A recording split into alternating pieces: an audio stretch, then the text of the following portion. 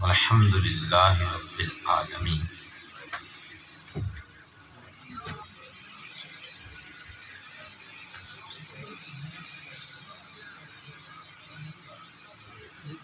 قال اللہ تبارک و تعالی فی شان حبیبہ مخبرا و آمرا ان اللہ و ملائکتہ یصلون علی النبی یا ایہا الذین آمنوا صلوا علیہ وسلموا تسلیما اللہم صل علی سیدنا و مولانا محمد وعلی آلہ وصحبہ وبارک وسلم اللہم صل علیہ۔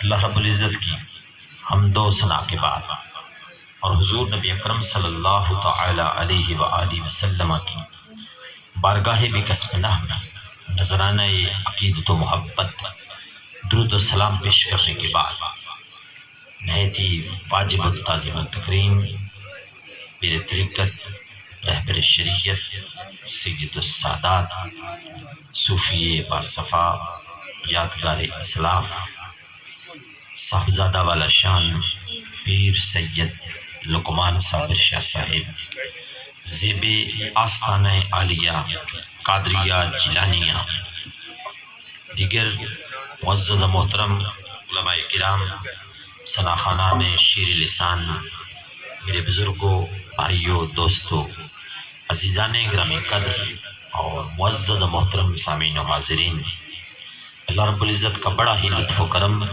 فضل و احسان ہے کہ جس کی توفیق سے آج ہم امام حسین علیہ السلام کانفرنس میں جو سالانہ محفل امام علی مقام امام حسین علیہ السلام اور محفل پنجتن پاک ہے، جسے اہل بیت کانفرنس کے نام سے بھی یاد کیا جاتا ہے، اس میں شریک ہوئے ہیں۔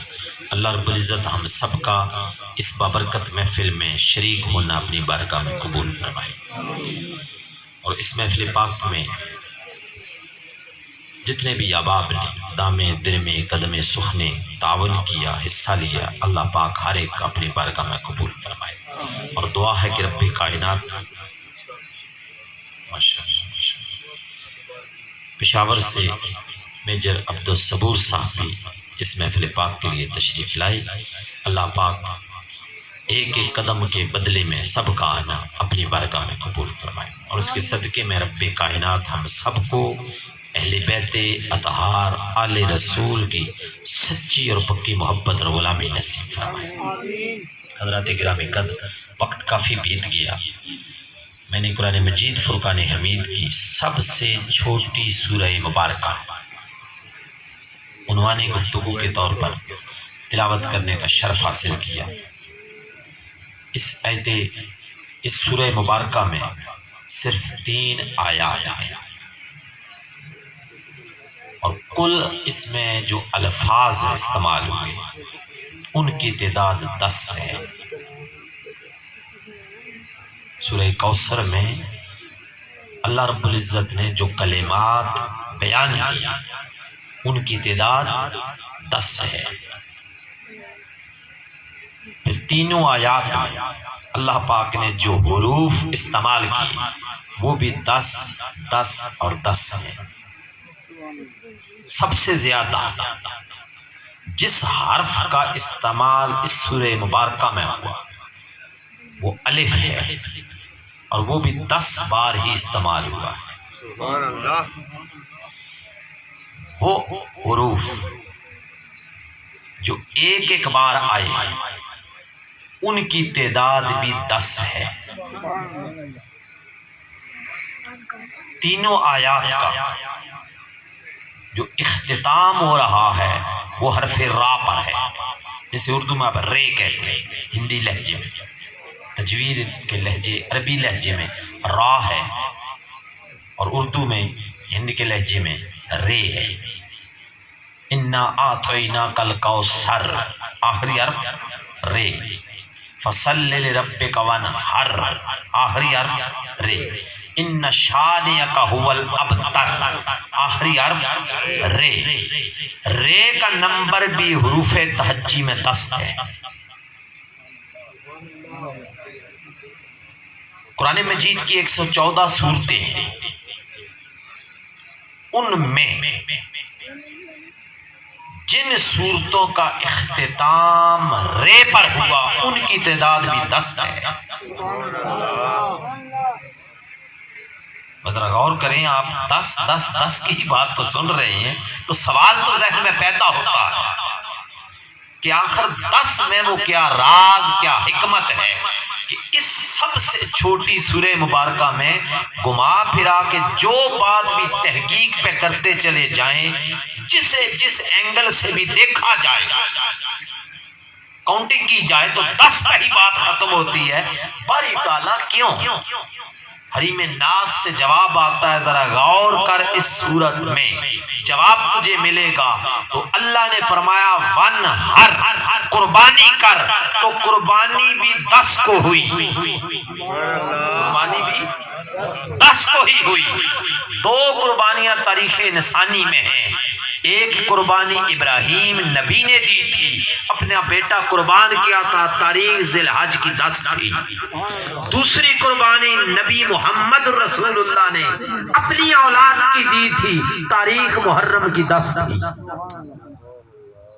وہ بھی 10 کو نکلے، یہ بھی 10 کو ہی نکلے، دونوں کی قربانیاں 10 کو ہی ہوئیں۔ ہاں میدان الگ الگ تھے، اندر بیٹھ کے انہوں نے بھی قربانی نہ دی، اندر بیٹھ کے انہوں نے بھی قربانی نہ دی، وہ بھی نکلے، میدان منتخب ہوا جسے مینا کہتے ہیں، یہ بھی نکلے، میدان منتخب ہوا جسے کربلا کہتے ہیں۔ حضرات گرامی قدر، یہ دونوں نبی کی اولادیں، دونوں بڑے نبی ہیں۔ ابراہیم علیہ السلام بھی جد الانبیاء ہیں اور محمد الرسول اللہ سردار انبیاء ہے، امام الانبیاء ہے۔ اب ذرا آئیں دیکھیں، قربانیاں دونوں نبی پیش کرتے ہیں، انہوں نے بھی اپنا بیٹا قربان کیا، اس نبی نے اپنی ساری اولاد قربان کر دی۔ حضرات گرامی قدر، درود ان پہ بھی ہے، اللہم صلی علی محمد وعلا آل محمد کما صلیت علی ابراہیم وعلا آل ابراہیم، درود ان پہ بھی ہے، ذکر ان کا بھی لازم، ذکر ان کا بھی لازم۔ حضرات گرامی قدر، اب ذرا آئیں، کچھ فرق بھی رکھے گئے، وہ فرق دیکھیں۔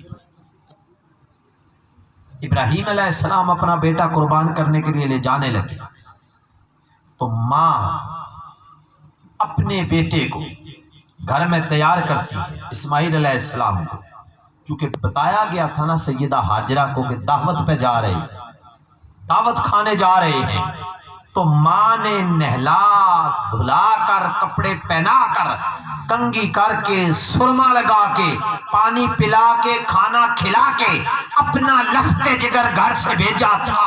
قربان جائیں ان ماؤں پر، کربلا کی تپتی ریت پہ خیموں کے دروازے پہ تکتی ہیں، 3 دن کے بیٹے بھوکے بھی ہیں، پیاسے بھی ہیں۔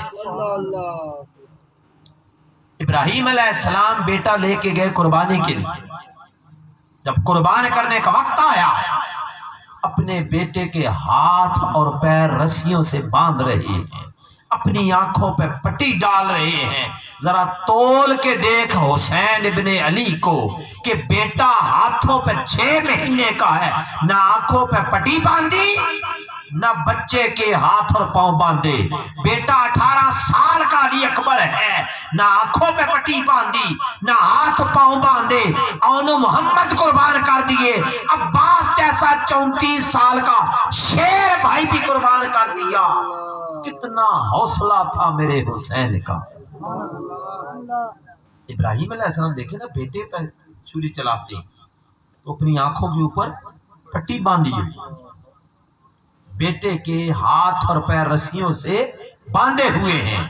لیکن کربلا میں دیکھو 72 شہید ہوئے اور 18 ہاشمی خاندان رسالت مآب صلی اللہ تعالی وسلم کے، جن میں 8 سگے بھائی ہیں امام حسین کے، قربان کیے جا رہے ہیں۔ لیکن نہ آنکھوں پہ پٹی باندھی، نہ کسی کے ہاتھوں اور پیروں کو باندھا گیا۔ اب فرق دیکھیں، سیدہ ہاجرہ اسماعیل علیہ السلام کی ماں ہے، ابراہیم علیہ السلام کی زوجہ محترمہ ہے۔ قربانی کا وقت آیا، وہ گھر میں بیٹھی رہی، پردے میں تھی، گھر میں تھی، وہ نہ نکلی۔ قربانی دینے کے لیے صرف اسماعیل علیہ السلام گئے اور باپ ابراہیم علیہ السلام لے کر گئے۔ قربان جائیں اس آل محمد پر کہ یہ خود میدان میں تھی، سیدہ زینب سلام اللہ علیہ اور باقی ازواج اور بی بی پاک دامن جتنی بھی تھی۔ پھر ہوا کیا، کبھی اس بازار کبھی اس بازار، کبھی اس چوک کبھی اس چوک۔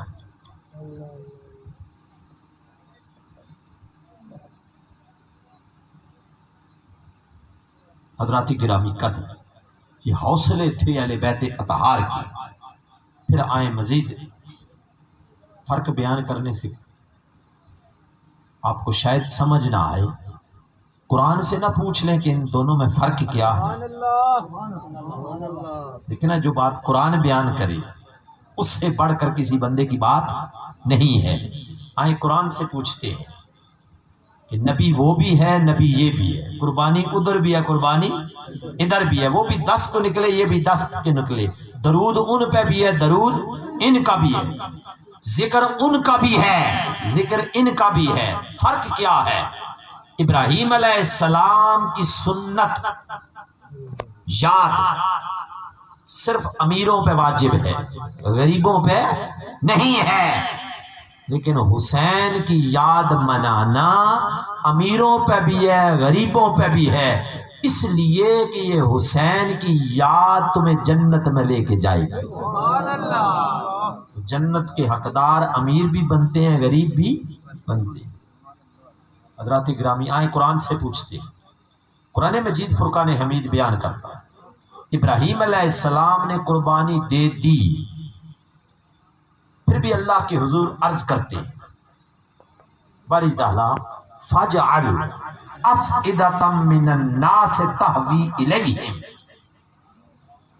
اے باری تعالیٰ میری اس اولاد کی محبت لوگوں کے دلوں کے اندر رکھ دے۔ مانگتے ہیں کہ میری اولاد کی محبت لوگوں کے دلوں میں رکھ دے۔ ادھر محمد الرسول اللہ کو دیکھیں، مانگا نہیں، لوگ دینے کے لیے آئے کہ اجرت دے دیں۔ یا رسول اللہ، آپ نے کلمہ پڑھایا، ہمیں مسلمان کیا، ہمیں جنتی کیا، ہم آپ کو اجرت دینے آئے ہیں، آپ کو کیا دیا جائے؟ مال دنیا دینا چاہتے تھے وہ صحابہ کرام۔ رب نے کہا قُل لَا أَسْأَلُكُمْ عَلَيْهِ أَجْرًا إِلَّا الْمَوَدَّةَ فِي الْقُرْبَى، میرے محبوب آپ کہہ دیں میں اجرت تم سے نہیں مانگتا، ہاں خدا یہ کہہ رہا ہے کہ اس حسین کی محبت سینے میں رکھ لو، میری اہل بیت، میرے قریبی قرابت داروں سے محبت کرو۔ اللہ جن کی محبت قرآن میں واجب کر دے اسے آل رسول کہتی ہے۔ پھر آئیں، ابراہیم علیہ السلام نے قربانی دی، رب کائنات نے ایک پہاڑ پہ کھڑا کیا، جبل ابو قبیس پہ چڑھایا، کہا ابراہیم ذرا اس پہ کھڑا۔ قرآن مجید 7ویں پارے میں کہتا ہے وَكَذَلِكَ نُرِي إِبْرَاهِيمَ مَلَكُوتَ السَّمَاوَاتِ وَالْأَرْضِ، پہاڑ پہ کھڑا کیا، کہا ابراہیم ذرا اوپر نگاہ اٹھا۔ ابراہیم علیہ السلام نے اوپر دیکھا، پہلے آسمان کے پردے اٹھ گئے، جلوہ نظارہ کیا، پہلے آسمان کو دیکھا، پھر دوسرے آسمان کو دیکھا، تیسرے حتیٰ کہ 7 آسمان ابراہیم علیہ السلام کو رب کائنات نے ایک پہاڑ پہ کھڑے کھڑے دکھا دیے۔ جب آسمانوں کو دیکھ لیا اور وہاں کے سارے عجائبات کا نظارہ کر لیا، اب رب نے کہا ابراہیم ذرا نیچے زمین کو دیکھ۔ ابراہیم علیہ السلام نے زمین کو دیکھا، 7 زمینوں کا نظارہ کرا دیا، 14 طبق رب کائنات نے ابراہیم علیہ السلام کے سامنے کھول کے رکھ دیے، کہا نظارہ کر لے، دیکھ لے۔ آئیں ذرا دیکھے، قرآن کہتا ہے الم تر ان اللہ خلق السماوات والارض بالحق، ادھر محمد رسول اللہ نے اپنے خاندان کی قربانی دی. خدا نے کہا میرے محبوب کیا میں نے یہ زمین اور آسمان تجھے سامنے بٹھا کے تیری آنکھوں کے سامنے نہیں بنائے ہیں؟ وہ جسے آسمان و زمین دکھائے بنے بنائے دکھائے اسے ابراہیم کہتے ہیں، اور جس کی آنکھوں کے سامنے رب تعالیٰ بنائے اسے محمد رسول اللہ کہتے ہیں. حضرات گرامی قدر، یہ آل محمد صلی اللہ تعالی علیہ وسلم کی محبت اللہ رب العزت نے واجب کر دی ہے، یہ فرض کر دی ہے. کسی اور کی محبت فرض نہیں. آل محمد کی محبت اللہ پاک نے قرآن پاک میں قل لا اسألکم علیہ اجرا والی آیت میں حکم دے کر واجب اور فرض کر دی. ہر ایک کے لیے ضروری ہوگی. کیوں ضروری ہوگی؟ اس لیے کہ اس محبت کے بغیر کسی کا گزارا ہو نہیں سکتا، کیونکہ ایمان کا مرکز و محور اہل بیت اطہار کی محبت کو رکھ دیا گیا. حدیث پاک میں نبی اکرم صلی اللہ تعالی وسلم نے اس محبت کی مزید وضاحت کی، اور وضاحت کرتے ہوئے خود ارشاد فرمائے من احب الحسین فقد احبنی. اور ایک حدیث میں آقا علیہ السلام نے دونوں صاحبزادوں حسن و حسین کی محبت کو ملا کر بیان کیا اور فرمایا من احبہما فقد احبنی ومن احبنی فقد احب اللہ. جس نے میرے دونوں شہزادوں سے محبت کی گویا اس نے مجھ سے محبت کی، اور جس نے مجھ سے محبت کی اس نے اللہ سے محبت کی. اور محبت کے مقابلے میں بغض آتا ہے. بغض یاد رکھ لیں ظاہر کا کوئی عمل نہیں ہے. جس طرح محبت ظاہر کا عمل نہیں، محبت دل کا ایک عمل ہے. بغض بھی دل کا ایک عمل ہے. محبت دل میں جنم لینے والے اس جذبے کو کہتی ہے، اسی طرح بغض بھی دل کے اندر جنم لینے والے نفرت کے اس جذبے کو کہتے ہیں. یہ ظاہر کا عمل نہیں. جیسے آپ محبت کرتے ہیں اپنی اولاد سے تو محبت کہاں ہوتی ہے؟ دل میں ہوتی ہے. دیکھی کہاں سے جائے گی؟ کیا پتہ چلتا ہے کہ یہ بندہ اپنے بیٹے سے محبت کرتا ہے؟ جب آپ اپنے بیٹے سے ملتے ہیں تو اسے سینے سے لگاتے ہیں، اسے پیار کرتے ہیں، اسے چوم رہے ہوتے ہیں. دیکھنے والا دیکھ کے کہے گا یہ اس سے محبت کرتا ہے. اب چومنا محبت نہیں، چومنا بوسہ کہلاتا ہے. سینے سے لگا کے دبانا اسے معانقہ کہتے ہیں. یہ محبت نہیں. محبت اندر دل کی اس کیفیت کا نام ہے. یہ چومنا، پیار کرنا، بوسے دینا اس اندر کی محبت کو ظاہر کرتا ہے. اہل بیت اطہار کی محبت انسان کے دل میں ہے. اس کا اظہار یوں ہوتا ہے کہ جو ہی بندہ علی کا ذکر سنتا ہے تو چہرہ کھل جاتا ہے. پتہ چلتا ہے کہ یہ بندہ مولا علی سے محبت کرتا ہے. اور ذکر علی، نام علی سن کر اگر چہرہ بگڑ جائے تو پھر سمجھ لو بغض علی دل میں ہے. اسی طرح ذکر امام علی، مقام امام حسین سن کر اگر طبیعت خوش ہو جائے تو سمجھ لو کہ محبت ہے. طبیعت پہ رنج آ جائے، خفقی آ جائے، دل گھٹن محسوس کرے تو سمجھ لو کہ بغض ہے.